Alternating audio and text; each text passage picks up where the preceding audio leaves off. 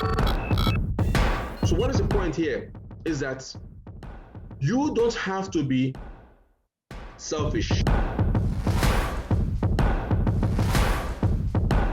If it's in a family setting, I think it's a different approach you're going to use.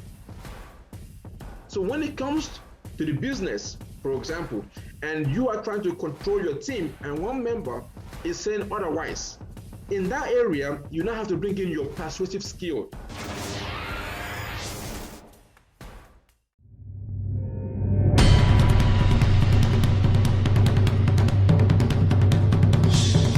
So this whole concept and notion and this conceptualization of leadership, especially if you're at the stage of building a team, networking, it sounds like sales, giving a sales pitch.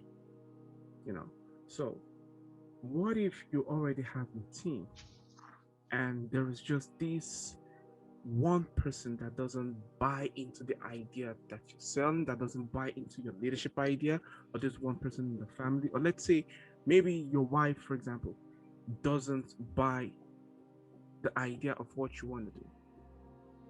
How do you handle that? Or how do you convince them into buying into the vision, the mission, the values, and seeing things from your own perspective?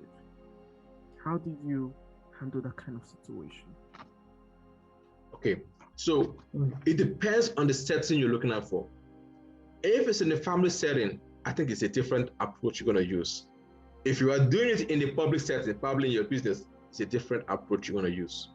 So for example, if it's in your family business and you're telling your wife that this is what you want to do, and she's not buying to it, you will go back to the drawing board and says, remember, we have a commandment.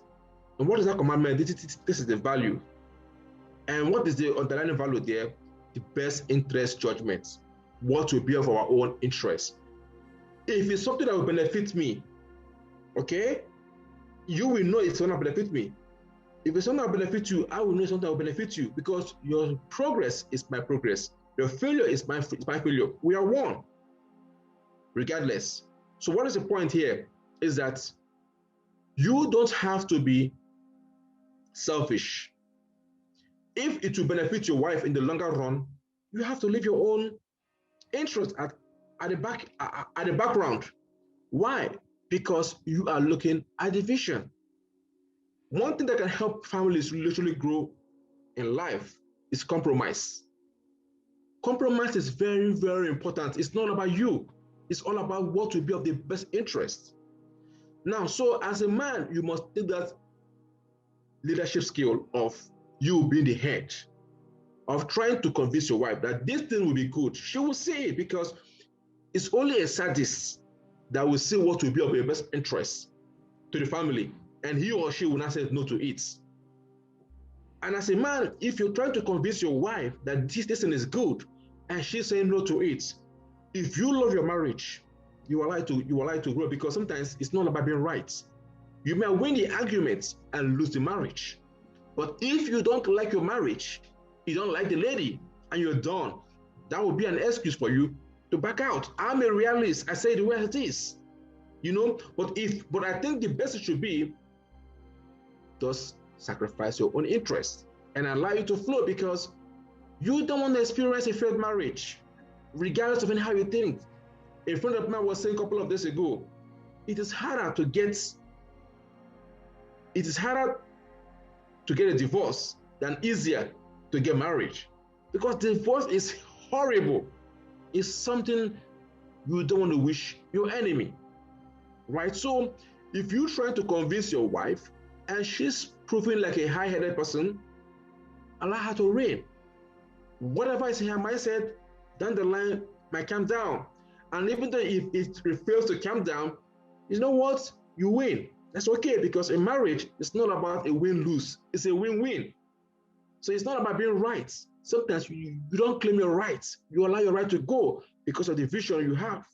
So when it comes to the business, for example, and you are trying to control your team and one member is saying otherwise, in that area, you now have to bring in your persuasive skill in leadership.